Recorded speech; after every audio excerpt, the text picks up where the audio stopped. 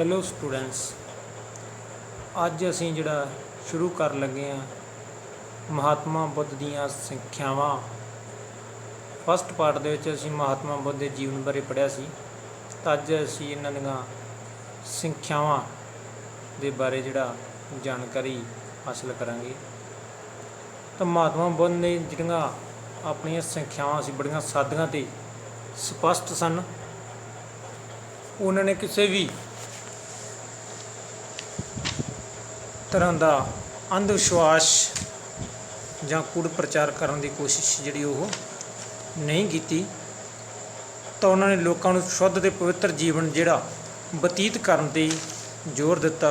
ਉਹਨਾਂ ਨੇ ਦੱਸਿਆ ਕਿ ਸੰਸਾਰ ਜਿਹੜਾ ਦੁੱਖਾਂ ਦਾ ਘਰ ਹੈ ਅਤੇ ਸਿਰਫ ਅਸ਼ਟ ਮਾਰਗ 'ਤੇ ਚੱਲ ਕੇ ਹੀ ਜਿਹੜਾ ਇਸ ਤੋਂ ਛੁਟਕਾਰਾ ਉਹ ਪ੍ਰਾਪਤ ਕੀਤਾ ਜਾ ਸਕਦਾ ਹੈ। ਤਾਂ ਉਹਨਾਂ ਨੇ ਜਿਹੜਾ ਆਪਣਾ ਪ੍ਰਚਾਰ ਵੀ ਸੀਗਾ ਉਸ ਸਮੇਂ ਦੀ ਜਿਹੜੀ ਪ੍ਰਚਲਿਤ ਲੋਕਾਂ ਦੀ ਆਮ ਬੋਲਚਾਲ ਦੀ ਭਾਸ਼ਾ ਪਾਲੀ ਭਾਸ਼ਾ ਸੀ ਉਸ ਦੇ ਵਿੱਚ ਕੀਤਾ, ਤਾਂ ਜੋ ਕਿ ਲੋਕਾਂ ਦੇ ਮਨਾਂ 'ਤੇ ਉਹਦਾ ਬਹੁਤ ਜਾਦੂਮਈ ਅਸਰ ਹੋਇਆ। ਕਿਉਂਕਿ ਪਹਿਲਾਂ ਜਿਹੜਾ ਸਾਹਿਤ ਸੀ ਜਾਂ ਜਿਹੜਾ ਹਿੰਦੂ ਧਰਮ ਸੀ ਉਹ ਬੜਾ ਜਟਿਲ ਹੋ ਗਿਆ ਸੀਗਾ। ਸੰਸਕ੍ਰਿਤੀ ਉਹਨਾਂ ਦੀ ਪਵਿੱਤਰ ਭਾਸ਼ਾ ਸੀ ਜਿਹੜੀ ਆਮ ਲੋਕਾਂ ਦੀ ਸਮਝ ਤੋਂ ਬਾਹਰ ਦੀ ਗੱਲ ਸੀ, ਅਤੇ ਇਸ ਕਰਕੇ ਇਹਨਾਂ ਨੇ ਆਪਣਾ ਜਿਹੜਾ ਪ੍ਰਚਾਰ ਸੀ ਜਾਂ ਜੋ ਸਾਹਿਤ ਵੀ ਲਿਖਿਆ ਬਾਅਦ ਦੇ ਵਿੱਚ ਪਾਲੀ ਭਾਸ਼ਾ ਦੇ ਵਿੱਚ ਲਿਖਿਆ ਗਿਆ। ਅਤੇ ਇਸ ਕਰਕੇ ਜਿਹੜਾ ਬੁੱਧ ਧਰਮ ਬਹੁਤ ਹੀ ਜਲਦੀ ਸਾਰੇ ਇੰਡੀਆ ਤੋਂ ਬਾਹਰ ਵੀ ਬਹੁਤ ਜ਼ਿਆਦਾ ਵਿਕਸਿਤ ਹੋਇਆ। ਤਾਂ ਬਹੁਤ ਜਲਦੀ ਫੈਲਣ ਦਾ ਕਾਰਨ ਇਹਨਾਂ ਦੀ ਪ੍ਰਕਿਰਤਿਕ ਭਾਸ਼ਾ ਪਾਲੀ ਭਾਸ਼ਾ ਵੀ ਸੀ ਜਿਹੜੀ ਉਸ ਸਮੇਂ ਆਮ ਲੋਕਾਂ ਦੀ ਬੋਲਚਾਲ ਦੀ ਭਾਸ਼ਾ ਸੀ। ਇੱਕ ਇਹਦੇ ਵਿੱਚ ਸਮਾਨਤਾ ਦਾ ਦਰਜਾ, ਸਭ ਨੂੰ ਸਮਾਨ ਸਮਝਿਆ ਜਾਂਦਾ ਸੀ, ਕੋਈ ਊਚ ਨੀਚ ਦਾ ਜਾਂ ਕੋਈ ਜਾਤੀ ਪ੍ਰਥਾ ਦਾ ਕੋਈ ਭੇਦਭਾਵ ਨਹੀਂ ਕੀਤਾ ਜਾਂਦਾ ਸੀ। ਤਾਂ ਚਲੋ ਆਪਾਂ ਸਟਾਰਟ ਕਰਦੇ ਇਹਨਾਂ ਦੀਆਂ ਸਿੱਖਿਆਵਾਂ। ਤਾਂ ਫਸਟ ਹੈ ਜੀ, 4 ਮਹਾਨ ਸੱਚਾਈਆਂ, 4 ਨੋਬਲ ਟਰੁਥਸ ਨੇ 4 ਮਹਾਨ ਸੱਚਾਈਆਂ ਦੱਸੀਆਂ ਜਿਹਦੇ ਵਿੱਚ ਜੀਵਨ ਦੁੱਖਾਂ ਦਾ ਘਰ ਹੈ, ਭਾਵ ਕਿ ਜਨਮ, ਬਿਮਾਰੀ, ਬੁਢਾਪਾ, ਮੌਤ ਸਾਰੇ ਕੀ ਹੈ ਦੁੱਖਾਂ ਦਾ ਕਾਰਨ। ਅਤੇ ਇਹਨਾਂ ਦੁੱਖਾਂ ਦਾ ਕਾਰਨ ਕੀ ਹੈ? ਮਨੁੱਖ ਦੀਆਂ ਖੁਆਇਸ਼ਾਂ, ਮਨੁੱਖ ਦੀਆਂ ਇੱਛਾਵਾਂ। ਇਹਨਾਂ ਖੁਆਇਸ਼ਾਂ ਕਾਰਨ ਹੀ ਮਨੁੱਖ ਜਿਹੜਾ ਆਵਾਗਾਉਣ ਦੇ ਚੱਕਰਾਂ ਦੇ ਵਿੱਚ ਭਟਕਦਾ ਫਿਰਦਾ ਰਹਿੰਦਾ। ਇਹਨਾਂ ਖੁਆਇਸ਼ਾਂ ਨੂੰ ਤਿਆਗਣ ਨਾਲ ਮਨੁੱਖ ਦੇ ਦੁੱਖ ਤਕਲੀਫ ਆ ਜਿਹੜੇ ਉਹ ਦੂਰ ਹੋ ਸਕਦੀਆਂ ਹਨ, ਅਤੇ ਇਹਨਾਂ ਖੁਆਇਸ਼ਾਂ ਦਾ ਅੰਤ ਅਸ਼ਟ ਮਾਰਗ 'ਤੇ ਚੱਲ ਕੇ ਹੋ ਸਕਦਾ। ਇਹ 4 ਜਿਹੜੀਆਂ ਨੇ ਪਾਵਨ ਸੱਚਾਈਆਂ, ਜੀਵਨ ਦੁੱਖਾਂ ਦਾ ਘਰ ਹੈ, ਪਰ ਇਹਨਾਂ ਦੁੱਖਾਂ ਦਾ ਕਾਰਨ ਸਾਡੀਆਂ ਖੁਆਇਸ਼ਾਂ, ਇੱਛਾਵਾਂ। ਇਹਨਾਂ ਇੱਛਾਵਾਂ ਦਾ ਅੰਤ ਹੋ ਸਕਦਾ ਹੈ। ਤਾਂ ਅੰਤ ਕਿਵੇਂ ਹੋ ਸਕਦਾ? ਉਹ ਅਸ਼ਟ ਮਾਰਗ 'ਤੇ ਚੱਲ ਕੇ ਹੀ ਹੋ ਸਕਦਾ ਹੈ। ਤਾਂ ਸੈਕਿੰਡ ਪਾਰਟ, ਜਿਹੜੀ second teaching is very important. ਅਸ਼ਟ ਮਾਰਗ ਸ਼ਾਰਟ ਪ੍ਰਸ਼ਨ ਵੀ ਆ ਜਾਂਦਾ, ਤਾਂ ਉਹਦੇ ਵਿੱਚ ਆਉਂਦਾ ਵੀ ਅਸ਼ਟ ਮਾਰਗ ਦਾ ਸਿਧਾਂਤ ਕਿਹਨਾਂ ਨੇ ਦਿੱਤਾ? ਤਾਂ ਇਹ ਮਹਾਤਮਾ ਬੁੱਧ ਜਾਂ ਬੁੱਧ ਧਰਮ ਦੀ ਦੇਣ ਅਸ਼ਟ ਮਾਰਗ। ਅਸ਼ਟ ਮਾਰਗ ਦਾ ਮਤਲਬ ਮੱਧ ਮਾਰਗ। ਅਸ਼ਟ ਮਾਰਗ ਨੂੰ ਕੀ ਕਿਹਾ ਜਾਂਦਾ? ਮੱਧ ਮਾਰਗ। ਨਾ ਤਾਂ ਕਠੋਰ ਤਪ ਭੋਗ ਵਿਲਾਸ ਵਾਲਾ, ਨਾ ਹੀ ਤਾਂ ਕਠੋਰ ਤਪ ਵਾਲਾ ਰਸਤਾ ਵੀ ਬਹੁਤ ਜ਼ਿਆਦਾ ਸਰੀਰ ਨੂੰ ਕਸ਼ਟ ਦੇਣਾ, ਅਤੇ ਨਾ ਹੀ ਭੋਗ ਵਿਲਾਸ ਐਸ਼ੋ ਆਰਾਮ ਵਾਲਾ ਜਿਹੜਾ ਰਸਤਾ ਇਹਨਾਂ ਨੇ ਚੁਣਿਆ। ਇਹਨਾਂ ਨੇ ਮੱਧ ਮਾਰਗ ਚੁਣਿਆ ਜਿਸ ਨੂੰ ਅਸ਼ਟ ਮਾਰਗ ਕਿਹਾ ਜਾਂਦਾ। ਇਹ 8 ਸਿਧਾਂਤ ਕਿਹੜੇ ਕਿਹੜੇ ਸੀ ਇਹਨਾਂ ਦੇ? ਫਸਟ ਹੈ ਜੀ, ਸੱਚਾ ਕਰਮ। ਸੱਚਾ ਕਰਮ ਤੋਂ ਭਾਵ ਹੈ ਮਨੁੱਖ ਦੇ ਜਿਹੜੇ ਕਰਮ ਆ ਉਹ ਸੱਚੇ ਹੋਣੇ ਚਾਹੀਦੇ ਆ। ਉਸ ਨੂੰ ਚੋਰੀ, ਐਸ਼ੋ ਆਰਾਮ ਦਾ ਜਿਹੜਾ ਜੀਵਨ ਆ ਜਾਂ ਦੂਜੇ ਜੀਵਨ ਨੂੰ ਮਾਰਨਾ, ਉਹਨਾਂ ਚੀਜ਼ਾਂ ਤੋਂ ਦੂਰ ਰਹਿਣਾ ਚਾਹੀਦਾ। ਤਾਂ ਮਨੁੱਖ ਨੂੰ ਸਾਰੇ ਮਨੁੱਖਾਂ ਦੇ ਨਾਲ ਜਾਂ ਮਨੁੱਖਤਾ ਦੇ ਨਾਲ, ਇਨਸਾਨੀਅਤ ਦੇ ਨਾਲ ਪਿਆਰ ਕਰਨਾ ਚਾਹੀਦਾ। ਸੈਕਿੰਡ ਹੈ ਜੀ, ਸੱਚਾ ਵਿਚਾਰ, ਰਾਈਟ ਥਾਟਸ। ਸਾਰੇ ਮਨੁੱਖਾਂ ਦੇ ਵਿਚਾਰ ਜਿਹੜੇ ਸੱਚੇ ਹੋਣੇ ਚਾਹੀਦੇ ਆ। ਉਹਨਾਂ ਨੂੰ ਸੰਸਾਰਿਕ ਬੁਰਾਈਆਂ ਜਾਂ ਫਜ਼ੂਲ ਦੇ ਰਸਮਾਂ ਰਿਵਾਜ਼ਾਂ ਤੋਂ ਜਿਹੜੇ ਵਾਧੂ ਦਿਖਾਵੇ ਵਾਲੇ ਆ ਉਹਨਾਂ ਤੋਂ ਦੂਰ ਰਹਿਣਾ ਚਾਹੀਦਾ। ਥਰਡ ਹੈ ਜੀ, ਸੱਚਾ ਵਿਸ਼ਵਾਸ। ਤਾਂ ਮਨੁੱਖ ਦਾ ਜਿਹੜਾ ਸੱਚਾ ਵਿਸ਼ਵਾਸ ਹੋਣਾ ਚਾਹੀਦਾ, ਭਾਵ ਕਿ ਉਹਨੂੰ ਇਹ ਹੋਣਾ ਚਾਹੀਦਾ ਵੀ ਖੁਆਇਸ਼ਾਂ ਦਾ ਜਿਹੜਾ ਅੰਤ ਆ ਉਹ ਦੂਰ ਕਰਨ ਵਾਸਤੇ ਖੁਆਇਸ਼ਾਂ ਨੂੰ, ਤਾਂ ਉਹਦੇ ਵਾਸਤੇ ਕੀ ਸਾਨੂੰ ਅਸ਼ਟ ਮਾਰਗ 'ਤੇ ਚੱਲਣਾ ਪਊਗਾ। ਜੇ ਖੁਆਇਸ਼ਾਂ ਦੂਰ ਕਰਾਂਗੇ ਤਾਂ ਸਾਡੇ ਦੁੱਖਾਂ ਦਾ ਅੰਤ ਹੋ ਸਕਦਾ, ਤਾਂ ਉਸ ਨੂੰ ਕਦੇ ਵੀ ਅਸ਼ਟ ਮਾਰਗ ਤੋਂ ਭਟਕਣਾ ਨਹੀਂ ਚਾਹੀਦਾ। ਫੋਰਥ ਹੈ ਸੱਚਾ ਰਹਿਣ ਸਹਿਣ ਉਹਦਾ, ਰਾਈਟ ਲਿਵਿੰਗ। ਸਾਰੇ ਮਨੁੱਖਾਂ ਦਾ ਰਹਿਣ ਸਹਿਣ ਜਿਹੜਾ ਸੱਚਾ ਹੋਣਾ ਚਾਹੀਦਾ। ਉਸ ਨੂੰ ਕਿਸੇ ਨਾਲ ਵੀ ਕੋਈ ਹੇਰਾ ਫੇਰੀ ਜਾਂ ਬੇਈਮਾਨੀ, ਝੂਠ ਫਰੇਬ ਨਹੀਂ ਕਰਨਾ ਚਾਹੀਦਾ। ਸੱਚਾ ਵਚਨ, ਰਾਈਟ ਸਪੀਚ। ਮਨੁੱਖ ਦੇ ਜਿਹੜੇ ਵਚਨ ਆ ਉਹ ਪਵਿੱਤਰ ਅਤੇ ਮਿੱਠੇ ਹੋਣੇ ਚਾਹੀਦੇ ਆ। ਉਸ ਨੂੰ ਕਦੇ ਵੀ ਕਿਸੇ ਦੀ ਨਿੰਦਿਆ ਚੁਗਲੀ ਨਹੀਂ ਕਰਨੀ ਚਾਹੀਦੀ, ਹਮੇਸ਼ਾ ਸੱਚ ਬੋਲਣਾ ਚਾਹੀਦਾ ਹੈ। ਸੱਚਾ ਯਤਨ, ਰਾਈਟ ਇਫੋਰਟਸ। ਮਨੁੱਖ ਦੇ ਜਿਹੜੇ ਆਪਣੇ ਬੁਰੇ ਕੰਮਾਂ ਦੇ ਦਮਨ ਲਈ, ਦੂਸਰਿਆਂ ਦੀ ਭਲਾਈ ਲਈ ਜਿਹੜੇ ਸੱਚੇ ਯਤਨ ਕਰਨੀ ਹੈ, ਉਹਨੇ ਆਪਣੇ ਦਿਲੋਂ ਜਿਹੜੀ ਅਸਲੀ ਕੋਸ਼ਿਸ਼ ਹੈ, ਸੱਚੇ ਮਨ ਨਾਲ ਜਿਹੜੀ ਕੋਸ਼ਿਸ਼ ਆ ਉਹ ਕੰਮ ਨੂੰ ਕਰਨ ਦੀ ਕਰਨੀ ਚਾਹੀਦੀ ਹੈ, ਨਾ ਕਿ ਦਿਖਾਵੇ ਵਾਸਤੇ। ਸੱਚਾ ਧਿਆਨ, ਮਨੁੱਖ ਨੂੰ ਆਪਣਾ ਧਿਆਨ ਪਵਿੱਤਰ ਅਤੇ ਸਾਦਾ ਜੀਵਨ ਬਤੀਤ ਕਰਨ ਦੇ ਵਿੱਚ ਲਾਉਣਾ ਚਾਹੀਦਾ। ਤਾਂ ਲਾਸਟ ਦੇ ਵਿੱਚ ਹੈ ਸੱਚੀ ਸਮਾਧੀ। ਤਾਂ ਮਨੁੱਖ ਨੂੰ ਇਹਨਾਂ ਬਰੰਗਾਂ ਦਾ ਖਿਆਲ ਛੱਡ ਕੇ ਸੱਚੀ ਸਮਾਧੀ ਦੇ ਵਿੱਚ ਲੀਨ ਹੋਣਾ ਚਾਹੀਦਾ। ਇਹ ਜਿਹੜੇ ਅਸ਼ਟ ਮਾਰਗ ਆ, 8 ਅਸ਼ਟ ਮਾਰਗ ਦਾ ਭਾਵ ਮੱਧ ਮਾਰਗ ਭਾਵ ਉਹਨੇ 8 ਰਸਤੇ ਦੱਸਿਆ। ਸੱਚਾ ਕਰਮ, ਸੱਚਾ ਵਿਚਾਰ, ਸੱਚਾ ਵਿਸ਼ਵਾਸ, ਸੱਚਾ ਰਹਿਣ ਸਹਿਣ, ਸੱਚਾ ਵਚਨ, ਸੱਚਾ ਯਤਨ, ਸੱਚਾ ਧਿਆਨ ਅਤੇ ਸੱਚਾ ਜਾਂ ਸੱਚੀ ਸਮਾਧੀ। ਇਹ 8 ਵਚਨ ਹੈ। ਜਿਹੜਾ ਇਹ 8 ਵਚਨ ਪੂਰੇ ਕਰੂਗਾ ਤਾਂ ਲਾਸਟ ਦੇ ਵਿੱਚ ਨਿਰਵਾਣ ਪ੍ਰਾਪਤ ਉਹ ਕਰ ਸਕਦਾ। ਥਰਡ ਪੁਆਇੰਟ ਹੈ ਜੀ ਕਰਮ ਸਿਧਾਂਤ। ਕਰਮ ਸਿਧਾਂਤ ਦੇ ਵਿੱਚ ਵਿਸ਼ਵਾਸ ਸੀ ਜਿਹੜਾ ਮਹਾਤਮਾ ਬੁੱਧ ਨੇ ਕੀਤਾ ਵੀ ਅਸੀਂ ਜਿਹੋ ਜਿਹਾ ਇਸ ਜਨਮ ਦੇ ਵਿੱਚ ਕਰਮ ਕਰਾਂਗੇ ਤਾਂ ਉਹਦਾ ਫਲ ਸਾਨੂੰ ਅਗਲੇ ਜਨਮ 'ਚ ਮਿਲੂਗਾ, ਅਤੇ ਜਿਹੜਾ ਪਿਛਲੇ ਜਨਮ ਦੇ ਵਿੱਚ ਅਸੀਂ ਕਰਮ ਕੀਤੇ ਆ ਉਹਨਾਂ ਦਾ ਫਲ ਸਾਨੂੰ ਇਸ ਜਨਮ ਵਿੱਚ ਮਿਲ ਰਿਹਾ। ਅਤੇ ਕਹਿੰਦੇ ਵੀ ਮਨੁੱਖ ਆਪਣੀ ਕਿਸਮਤ ਦਾ ਨਿਰਮਾਤਾ ਆਪ ਆ, ਵੀ ਜਿਹੋ ਜਿਹੇ ਕਰਮ ਕਰੂਗਾ ਉਸ ਨੂੰ ਉਹੋ ਜਿਹਾ ਫਲ ਮਿਲੂਗਾ। ਤਾਂ ਉਹਨਾਂ ਦਾ ਕਹਿਣਾ ਵੀ ਸੀ ਆਦਮੀ ਆਪਣੇ ਭੈੜੇ ਕਰਮਾਂ ਦੇ ਫਲ ਤੋਂ ਨਾ ਤਾਂ ਆਕਾਸ਼ ਦੇ ਵਿੱਚ, ਨਾ ਸਮੁੰਦਰ ਦੇ ਵਿੱਚ, ਅਤੇ ਨਾ ਹੀ ਕਿਸੇ ਪਹਾੜ ਜਾਂ ਗੁਫਾ ਦੇ ਵਿੱਚੋਂ ਬਚ ਸਕਦਾ ਹੈ। ਪੁਨਰ ਜਨਮ ਵਿੱਚ ਵਿਸ਼ਵਾਸ, ਉਹਨਾਂ ਦਾ ਪੁਨਰ ਜਨਮ ਭਾਵ ਵੀ ਮਨੁੱਖ ਦੁਬਾਰਾ ਤੋਂ ਜਨਮ ਲੈਂਦਾ, ਮੁੜ ਜਨਮ ਲੈਂਦਾ, ਉਹਦੇ ਵਿੱਚ ਵੀ ਉਹਨਾਂ ਦਾ ਵਿਸ਼ਵਾਸ ਸੀ। ਤਾਂ ਜੇ ਮਨੁੱਖਾਂ ਦੇ ਕਾਮ ਦੇ ਅਹੰਕਾਰ ਆਦਿ ਦਾ ਤਿਆਗ ਕਰ ਦੇਵੇ ਤਾਂ ਉਹ ਆਵਾਗਾਮ ਤੋਂ ਛੁਟਕਾਰਾ ਸੀ ਜਿਹੜਾ ਉਹ ਪ੍ਰਾਪਤ ਹੋ ਜਾਂਦਾ, ਮੁਕਤੀ ਪ੍ਰਾਪਤ ਕਰ ਸਕਦਾ। ਤਾਂ ਉਦਾਹਰਨ ਹੋਏ ਜਿਵੇਂ ਕਹਿੰਦੇ ਇੱਕ ਦੀਵੇ ਵਿੱਚ ਤੇਲ ਦੇ ਖਤਮ ਹੋ ਜਾਣ ਮਗਰੋਂ ਉਹ ਆਪਣੇ ਆਪ ਸ਼ਾਂਤ ਹੋ ਜਾਂਦਾ, ਤਾਂ ਫਿਰ ਉਸ ਨੂੰ ਜਿਹੜਾ ਰੀਬਰਥ ਨਹੀਂ ਹੁੰਦਾ ਉਹਦਾ, ਤਾਂ ਨਹੀਂ ਉਹਦਾ ਰੀਬਰਥ ਹੁੰਦਾ ਹੀ ਰਹਿੰਦਾ ਇਸ ਜੀਵਨ ਵਿੱਚ। ਅਹਿੰਸਾ ਜਿਹੜਾ ਮੇਨ ਇੱਕ ਪਾਰਟ ਇਹਨਾਂ ਦਾ ਸੰਖਿਆਵਾਂ ਦਾ, ਅਹਿੰਸਾ।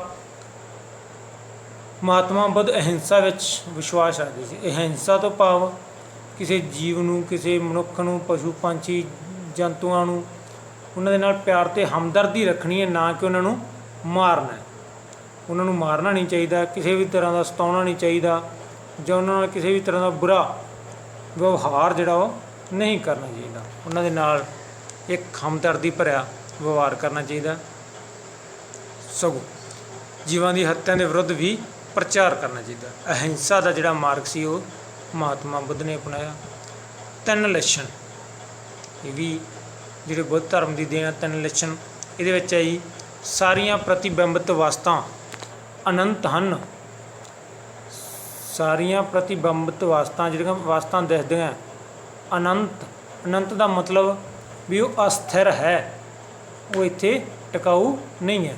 ਅਤੇ ਸਾਰੀਆਂ ਪ੍ਰਤੀਬਿੰਬਤ ਵਸਤਾਂ ਦੁੱਖ ਗ੍ਰਸਤ ਆ, ਅਤੇ ਜਿਹੜੀਆਂ ਵੀ ਵਸਤੂਆਂ ਸਾਨੂੰ ਦਿਖਦੀਆਂ ਸਾਡੇ ਕੋਲ ਆ ਤਾਂ ਉਹ ਸਾਨੂੰ ਕੀ ਦਿੰਦੀਆਂ, ਦੁੱਖ ਦਿੰਦੀਆਂ, ਦੁੱਖਾਂ ਦਾ ਕਾਰਨ। ਸਾਰੀਆਂ ਪ੍ਰਤੀਬਿੰਬਤ ਵਸਤਾਂ ਆਤਮਾ ਨਹੀਂ ਅਨਾਤਮ ਹਨ। ਆਤਮਾ ਨਹੀਂ ਅਨੰਤਮ, ਮਤਲਬ ਅਨੰਤਮ ਦਾ ਮਤਲਬ ਵੀ ਇਹ ਜਿਹੜੀਆਂ ਸਾਡਾ ਕੁਝ ਵੀ ਨਹੀਂ ਹੈ, ਵੀ ਜਿਹੜੀਆਂ ਵਸਤੂਆਂ ਸਾਡੇ ਕੋਲ ਹੈਗੀਆਂ ਉਹ ਸਾਡੀਆਂ ਨਹੀਂ, ਅਤੇ ਜਿਹੜੀਆਂ ਸਾਡੀਆਂ ਨਹੀਂ ਉਹ ਅਸਥਿਰ ਹੈ। ਅਤੇ ਸਾਨੂੰ ਇਸ ਕਰਕੇ ਇਹਨਾਂ ਦੇ ਮਗਰ ਜਿਹੜਾ ਜਾਂ ਇਸ ਦੇ ਵਿੱਚੋਂ ਕੋਈ ਖੁਸ਼ੀ ਨਹੀਂ ਭਾਲਣੀ ਚਾਹੀਦੀ। ਇਹ 1-2 ਮਿੰਟ ਦੀ ਜਿਹੜੀ ਖੁਸ਼ੀ ਮਿਲਦੀ ਹੈ, ਪਰ ਇਹ ਜਿਹੜੀ ਖੁਸ਼ੀ ਆ ਉਹ ਥੋੜ੍ਹਾ ਸਮਾਚਰੀ ਹੁੰਦੀ ਹੈ। ਤਾਂ ਜਿਹੜੀ ਵੀ ਵਸਤੂ ਬਣੀ ਹੈ ਧਰਤੀ 'ਤੇ, ਦੁਨੀਆ 'ਤੇ, ਤਾਂ ਉਸ ਦਾ ਅੰਤ ਕਹਿੰਦੇ ਜ਼ਰੂਰ ਹੁੰਦਾ ਇੱਕ ਦਿਨ। ਪੰਚਸ਼ੀਲ ਵੈਰੀ ਇੰਪੋਰਟੈਂਟ ਹੈ ਵੀ। ਪੰਚਸ਼ੀਲ, ਪੰਚਸ਼ੀਲ ਦਾ ਸਿਧਾਂਤ, ਇੱਕ ਪੰਚਸ਼ੀਲ ਸੀਗਾ ਭਾਰਤ ਅਤੇ ਚਾਈਨਾ ਦਾ ਜਿਹੜਾ ਸਮਝੌਤਾ ਸੀ ਪੰਚਸ਼ੀਲ, ਉਸ ਨੂੰ ਆਖਿਆ ਜਾਂਦਾ ਸੀ। ਇੱਕ ਪੰਚਸ਼ੀਲ ਮਹਾਤਮਾ ਬੁੱਧ ਦਾ ਵੀ ਹੈ। ਪੰਚਸ਼ੀਲ ਇਹਦੇ ਵਿੱਚ ਸੀ ਪੰਚ, ਇਹਨੂੰ ਸਿਕਸ਼ਾ ਪਦ ਵੀ ਕਿਹਾ ਜਾਂਦਾ। ਪੰਚਸ਼ੀਲ ਨੂੰ ਕੀ ਆਖਿਆ ਜਾਂਦਾ, ਸਿਕਸ਼ਾ ਪਦ ਵੀ ਕਿਹਾ ਜਾਂਦਾ, ਨੋਟ ਕਰ ਲੈਣਾ। ਤਾਂ ਕਿਹੜੇ ਕਿਹੜੇ ਪੰਜ ਸੀਗੇ ਜੀ ਇਹਦੇ ਵਿੱਚ? ਨਿੱਕੇ ਤੋਂ ਨਿੱਕੇ ਜੀਵ ਨੂੰ ਜਾਨੋ ਨਾ ਮਾਰੋ। ਸੈਕਿੰਡ ਹੈ ਖੁੱਲ੍ਹੇ ਦਿਲ ਨਾਲ ਦਾਨ ਦਿਓ ਅਤੇ ਲਵੋ, ਪਰ ਲਾਲਚ ਅਤੇ ਧੋਖੇ ਨਾਲ ਕਿਸੇ ਦੀ ਚੀਜ਼ ਜਿਹੜੀ ਉਹ ਨਾ ਲਵੋ। ਨਾ ਝੂਠੀ ਗਵਾਹੀ ਦਿਓ, ਨਾ ਹੀ ਕਿਸੇ ਦੀ ਨਿੰਦਾ ਚੁਗਲੀ ਕਰੋ ਅਤੇ ਨਾ ਝੂਠ ਬੋਲੋ। ਚੌਥਾ ਹੈਗਾ ਜੀ ਨਸ਼ਿਆਂ ਤੋਂ ਬਚੋ, ਇਹ ਤੁਹਾਡੀ ਜਿਹੜੀ ਅਕਲ 'ਤੇ ਪਰਦਾ ਪਾਉਂਦੇ ਆ। ਪੰਜਵਾਂ ਹੈਗਾ ਜੀ ਕਿਸੇ ਲਈ ਬੁਰੇ ਵਿਚਾਰ ਦਿਲ ਵਿੱਚ ਨਾ ਲਿਓ। ਇਹ ਇਹਨਾਂ ਦੇ 5 ਸ਼ੀਲ ਹੈ। ਨਿੱਕੇ ਤੋਂ ਨਿੱਕੇ ਜੀਵ ਨੂੰ ਜਾਨੋਂ ਨਾ ਮਾਰੋ, ਖੁੱਲ੍ਹੇ ਦਿਲ ਨਾਲ ਜਿਹੜਾ ਦਾਨ ਦਿਓ ਅਤੇ ਲਵੋ, ਪਰ ਲਾਲਚ ਅਤੇ ਧੋਖੇ ਨਾਲ ਕਿਸੇ ਦੀ ਕੋਈ ਚੀਜ਼ ਨਹੀਂ ਲੈਣੀ ਚਾਹੀਦੀ। ਨਾ ਹੀ ਝੂਠੀ ਗਵਾਹੀ ਦੇਣੀ ਆ, ਨਾ ਹੀ ਨਿੰਦਾ ਚੁਗਲੀ ਕਰਨੀ ਅਤੇ ਨਾ ਹੀ ਝੂਠ ਬੋਲਣਾ। ਅਤੇ ਨਸ਼ਿਆਂ ਤੋਂ ਬਚਣਾ। ਕਿਸੇ ਲਈ ਬੁਰੇ ਵਿਚਾਰ ਜਿਹੜੇ ਆਪਣੇ ਦਿਲ ਦੇ ਵਿੱਚ ਨਹੀਂ ਲਿਆਉਣੇ। ਤਾਂ ਸਰੀਰ ਨੂੰ ਅਯੋਗ ਪਾਪਾਂ ਤੋਂ ਬਚਾਉਣਾ। ਤਾਂ ਬੁੱਧ ਧਰਮ ਦੇ ਵਿੱਚ ਪ੍ਰਵੇਸ਼ ਕਰਨ ਵਾਲੇ ਭਿਕਸ਼ੂ ਅਤੇ ਭਿਕਸ਼ੂਆਂ ਲਈ 5 ਹੋਰ ਨਿਯਮ ਵੀ ਉਹਨਾਂ ਨੇ ਬਣਾਏ ਸੀ, ਜਿਹਦੇ ਵਿੱਚ ਇੱਕ ਸੀ ਸਮੇਂ ਸਿਰ ਉਹਨਾਂ ਦਾ ਖਾਣਾ ਖਾਣਾ, ਨਾਚ ਗਾਣੇ ਅਤੇ ਮੌਜ ਮੇਲਿਆਂ ਤੋਂ ਦੂਰ ਰਹਿਣਾ, ਨਰਮ ਬਿਸਤਰਿਆਂ 'ਤੇ ਨਾ ਸੌਣਾ, ਭਾਵ ਜਿਹੜੇ ਬਿਸਤਰੇ ਮੁਲਾਇਮ ਹੁੰਦੇ ਆ ਜਾਂ ਸੁੱਖ ਦੇਣ ਵਾਲੇ ਹੁੰਦੇ ਉਹਨਾਂ 'ਤੇ ਨਹੀਂ ਸੌਣਾ। ਹਾਰ ਸ਼ਿੰਗਾਰ ਅਤੇ ਸੁਗੰਧੀ ਦੀਆਂ ਵਸਤੂਆਂ ਜਿਹੜੀਆਂ ਉਹਨਾਂ ਦੀ ਵਰਤੋਂ ਨਹੀਂ ਕਰਨੀ।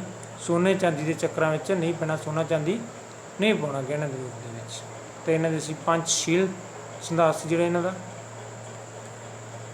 4 ਅਸੀਮ ਸਦਗੁਣ, ਚੰਗੇ ਗੁਣ ਸੀ ਜਿਹੜੇ ਇਹਨਾਂ ਦੇ 4 ਕਿਹੜੇ ਕਿਹੜੇ ਸੀਗੇ? ਮਿੱਤਰ ਭਾਵਨਾ, ਦਇਆ, ਹਮਦਰਦੀ ਭਰੀ ਖੁਸ਼ੀ ਅਤੇ ਨਿਰਪੱਖਤਾ। ਇਹ ਇਹਨਾਂ ਦਾ ਮਨੁੱਖ ਦੇ ਵਿੱਚ ਤਾਲਮੇਲ ਕਰਦੇ ਆ। ਮਿੱਤਰ ਭਾਵਨਾ ਦਾ ਭਾਵ ਹੈ ਜੀ ਦੂਜਿਆਂ ਦੀ ਸਹਾਇਤਾ ਕਰਨਾ। ਵੈਰ ਵਿਰੋਧ ਦਾ ਜਿਹੜੀ ਇਹ ਮਿੱਤਰ ਭਾਵਨਾ ਉਹ ਅੰਤ ਕਰ ਦਿੰਦੀ ਆ। ਤਾਂ ਉਸ ਨੂੰ ਆਪਣੇ ਦੁਸ਼ਮਣਾਂ ਨਾਲ ਵੀ ਪਿਆਰ ਕਰਨਾ ਚਾਹੀਦਾ। ਦਇਆ ਦਾ ਭਾਵ ਹੈ ਸਾਨੂੰ ਦੁੱਖ ਤਕਲੀਫਾਂ ਵਿੱਚ ਕਿ ਦੂਜੇ ਦੀ ਦਇਆ ਕਰਨੀ, ਉਹਦਾ ਸਾਥ ਦੇਣ ਦੀ ਪ੍ਰੇਰਨਾ ਦਿੰਦੀ ਆ। ਹਮਦਰਦੀ ਭਰੀ ਖੁਸ਼ੀ, ਹਮਦਰਦੀ ਭਰੀ ਖੁਸ਼ੀ ਦੇ ਵਿੱਚ ਆਉਂਦਾ ਜੀ ਵੀ ਇਹ ਸਾਨੂੰ ਕਿਸੇ ਦੇ ਨਾਲ ਜਦੋਂ ਅਸੀਂ ਖੁਸ਼ੀ ਸਾਂਝੀ ਕਰਦੇ ਹਾਂ ਤਾਂ ਖੁਸ਼ੀ ਦੇ ਵਿੱਚ ਸਾਡਾ ਦਿਖਾਵਾ ਨਹੀਂ ਹੋਣਾ ਚਾਹੀਦਾ। ਇਹ ਨਹੀਂ ਵੀ ਅਸੀਂ ਅੰਦਰੋਂ ਅੰਦਰ ਹੀ ਸੜਦੇ ਹਾਂ ਤਾਂ ਉੱਪਰੋਂ ਉੱਪਰ ਹੀ ਜਿਹੜੇ ਖੁਸ਼ ਹੁੰਦੇ ਹਾਂ। ਤਾਂ ਸਾਨੂੰ ਹਮਦਰਦੀ ਭਰੀ ਖੁਸ਼ੀ ਜਿਹੜੀ ਉਹਨਾਂ ਨਾਲ ਜਿਤਾਉਣੀ ਚਾਹੀਦੀ ਹੈ। ਅਤੇ ਨਿਰਪੱਖਤਾ, ਜਿਸ ਵਿਅਕਤੀ ਵਿੱਚ ਗੁਣ ਹੁੰਦਾ ਕਹਿੰਦੇ ਦੂਜਿਆਂ ਦੀ ਪ੍ਰਸ਼ੰਸਾ ਕਰਦਾ ਤਾਂ ਖੁਸ਼ੀ ਅਤੇ ਰਖਾਲੂ ਨਹੀਂ ਹੁੰਦਾ। ਅਤੇ ਨਿਰਪੱਖਤਾ ਵੀ ਜਿਹੜਾ ਮਨੁੱਖ ਦੇ ਦਿਲ ਦਾ ਮਨ ਦਾ ਇੱਕ ਟਿਕਾਊ ਹੈ ਜੋ ਭਗਤੀ ਦੁਆਰਾ ਹੀ ਪ੍ਰਾਪਤ ਕੀਤਾ ਜਾ ਸਕਦਾ। ਅਤੇ ਜਿਹੜਾ ਮਨੁੱਖ ਇਹਨਾਂ ਨੂੰ ਕਰ ਲੈਂਦਾ ਤਾਂ ਉਹ ਕਿਸੇ ਵੀ ਲਾਲਚ ਅਤੇ ਮੰਦ ਭਾਵਨਾ ਤੋਂ ਪਰੇ ਹੁੰਦਾ ਅਤੇ ਸਾਰੇ ਮਨੁੱਖਾਂ ਨੂੰ ਕੀ ਸਮਝਦਾ? ਉਹ ਬਰਾਬਰ ਸਮਝਦਾ। ਨੈਕਸਟ ਹੈ ਜੀ ਭਾਈਚਾਰਾ। ਮਹਾਤਮਾ ਬੁੱਧ ਨੇ ਜਿਹੜਾ ਭਾਈਚਾਰੇ ਦਾ ਉਪਦੇਸ਼ ਉਹ ਦਿੱਤਾ ਲੋਕਾਂ ਨੂੰ ਵੀ ਸਾਨੂੰ ਇੱਕ ਦੂਜੇ ਨਾਲ ਮਿਲ ਕੇ ਰਹਿਣਾ ਚਾਹੀਦਾ, ਕੋਈ ਕਿਸੇ ਨਾਲ ਕੋਈ ਝਗੜਾ ਨਹੀਂ ਕਰਨਾ ਚਾਹੀਦਾ, ਝਗੜਿਆਂ ਨੂੰ ਛੱਡ ਕੇ ਪ੍ਰੇਮ ਦੇ ਵਿੱਚ ਰਹਿਣਾ ਚਾਹੀਦਾ। ਇਸ ਦੇ ਨਾਲ ਨਫ਼ਰਤ ਦਾ ਜਿਹੜਾ ਅੰਤ ਹੋ ਸਕਦਾ ਸੰਸਾਰ ਦੇ ਵਿੱਚੋਂ। ਹਰੇਕ ਵਰਗ ਜਾਤੀ ਨੂੰ ਮਹਾਤਮਾ ਬੁੱਧ ਨੇ ਆਪਣੇ ਜਿਹੜੇ ਧਰਮ ਦੇ ਵਿੱਚ ਸ਼ਾਮਲ ਕੀਤਾ। ਉਸਨੇ ਕਿਸੇ ਨੂੰ ਦੂਰ ਨਹੀਂ ਕੀਤਾ ਜਾਂ ਕਿਸੇ 'ਤੇ ਕੋਈ ਬੰਧਨ ਨਹੀਂ ਲਾਇਆ। ਤਾਂ ਮਹਾਤਮਾ ਬੁੱਧ ਨੇ ਆਪ ਦੁਖੀ ਅਤੇ ਬਿਮਾਰ ਵਿਅਕਤੀਆਂ ਦੀ ਅਤੀ ਸੇਵਾ ਕਰਕੇ ਲੋਕਾਂ ਅੱਗੇ ਚੰਗੀ ਮਿਸਾਲ ਵੀ ਰੱਖੀ। ਯੱਗ ਅਤੇ ਬਲੀਆਂ ਵਿੱਚ ਅਵਿਸ਼ਵਾਸ। ਮਹਾਤਮਾ ਬੁੱਧ ਜਿਹੜੇ ਉਸ ਸਮੇਂ ਹਿੰਦੂ ਧਰਮ ਦੇ ਵਿੱਚ ਬਹੁਤ ਜ਼ਿਆਦਾ ਯੱਗ ਅਤੇ ਬਲੀਆਂ ਦਾ ਵਿਸ਼ਵਾਸ ਜਾਂ ਅੰਧ ਵਿਸ਼ਵਾਸ ਜਿਹੜਾ ਬਹੁਤ ਵੱਧ ਰਿਹਾ ਸੀ, ਉਹਨਾਂ 'ਚ ਖੰਡਨ ਕੀਤਾ ਉਹਨਾਂ ਨੇ। ਉਹਨਾਂ ਚੀਜ਼ਾਂ ਦੇ ਇਹਨਾਂ ਨੂੰ ਢੌਂਗ ਮਾਤਰ ਹੀ ਦੱਸਿਆ ਇੱਕ। ਅਤੇ ਇਹੋ ਜਿਹੇ ਵਿਅਕਤੀ ਨਾਲ ਕਹਿੰਦੇ ਕਰਮਾਂ ਨੂੰ ਨਹੀਂ ਬਦਲਿਆ ਜਾ ਸਕਦਾ, ਤਾਂ ਸਗੋਂ ਬਲੀਆਂ ਦੇਣ ਨਾਲ ਤਾਂ ਮਨੁੱਖ ਆਪਣੇ ਜਿਹੜੇ ਮਾੜੇ ਕਰਮਾਂ ਦੇ ਵਿੱਚ ਹੋਰ ਵੀ ਵਾਧਾ ਉਹ ਕਰ ਲੈਂਦਾ ਹੈ। ਵੇਦਾਂ ਅਤੇ ਸੰਸਕ੍ਰਿਤੀ ਵਿੱਚ ਅਵਿਸ਼ਵਾਸ। ਜਿਹੜੀ ਹਿੰਦੂਆਂ ਦੀ ਪਵਿੱਤਰ ਭਾਸ਼ਾ ਸੀ ਉਸ ਸਮੇਂ, ਸੰਸਕ੍ਰਿਤੀ ਜਾਂ ਉਹਨਾਂ ਦੇ ਵੇਦ ਸੀ, ਉਹਨਾਂ ਦੇ ਵਿੱਚ ਮਹਾਤਮਾ ਬੁੱਧ ਨੇ ਵਿਸ਼ਵਾਸ ਨਹੀਂ ਕੀਤਾ। ਉਹਨਾਂ ਨੇ ਕਿਹਾ ਕੇਵਲ ਪੁਸਤਕਾਂ ਪੜ੍ਹਨ ਦੇ ਨਾਲ ਹੀ ਜਿਹੜਾ ਉਹ ਫਲ ਪ੍ਰਾਪਤ ਨਹੀਂ ਹੁੰਦਾ, ਸਗੋਂ ਉਸ ਨੂੰ ਸਮਝਣਾ ਵੀ ਚਾਹੀਦਾ। ਅਤੇ ਦੂਜਾ ਉਹਨਾਂ ਨੇ ਜਿਹੜਾ ਆਪਣਾ ਪ੍ਰਚਾਰ ਸੀ ਉਹ ਕਿਹੜੀ ਭਾਸ਼ਾ ਦੇ ਵਿੱਚ ਕੀਤਾ, ਇਹ ਇੰਪੋਰਟੈਂਟ ਹੈ ਜੀ। ਉਹਨੇ ਆਪਣਾ ਜਿਹੜਾ ਸੀਗਾ ਪਾਲੀ ਭਾਸ਼ਾ ਨੂੰ ਵਰਤਿਆ, ਜਿਹੜੀ ਆਮ ਲੋਕਾਂ ਦੀ ਪ੍ਰਚਾਰ ਦੀ ਭਾਸ਼ਾ ਸੀਗੀ ਉਸ ਸਮੇਂ। ਜਾਤੀ ਪ੍ਰਥਾ ਵਿੱਚ ਅਵਿਸ਼ਵਾਸ। ਜਾਤੀ ਪ੍ਰਥਾ ਦੇ ਵਿੱਚ ਵੀ ਉਹਨਾਂ ਦਾ ਕੋਈ ਵਿਸ਼ਵਾਸ ਨਹੀਂ ਸੀਗਾ। ਉਹ ਕਹਿੰਦੇ ਸੀਗੇ ਮਨੁੱਖ ਜਿਹੜਾ ਆਪਣੇ ਕਰਮਾਂ ਅਨੁਸਾਰ ਹੀ ਛੋਟਾ ਜਾਂ ਵੱਡਾ ਹੋ ਸਕਦਾ, ਨਾ ਤਾਂ ਜਨਮ ਨਾਲ ਮਨੁੱਖ ਵੱਡਾ ਛੋਟਾ ਹੋ ਸਕਦਾ। ਉਹਨਾਂ ਦਾ ਕਹਿਣਾ ਸੀ ਕਿ ਮਨੁੱਖ ਜਨਮ ਤੋਂ ਚੰਡਾਲ ਨਹੀਂ ਹੁੰਦਾ, ਸਗੋਂ ਉਸਦੇ ਜਿਹੜੇ ਕਰਮ, ਨਾ ਹੀ ਕੋਈ ਬ੍ਰਾਹਮਣ ਹੁੰਦਾ ਤਾਂ ਜਿਹੜੇ ਉਹਦੇ ਕਰਮ ਉਹ ਨਿਸ਼ਚਿਤ ਕਰਦੇ ਆ ਵੀ ਉਸ ਨੂੰ ਚੰਡਾਲ ਬਣਾਉਂਦੇ ਜਾਂ ਬ੍ਰਾਹਮਣ ਬਣਾਉਂਦੇ ਆ। ਤਾਂ ਮਹਾਤਮਾ ਬੁੱਧ ਨੇ ਹਰੇਕ ਧਰਮ ਦੇ ਵਰਗ ਨੂੰ ਸ਼ਾਮਲ ਕਰਕੇ ਉਹਨਾਂ ਨੂੰ ਸਮਾਨਤਾ ਦਿੱਤੀ। ਤਪੱਸਿਆ ਵਿੱਚ ਅਵਿਸ਼ਵਾਸ।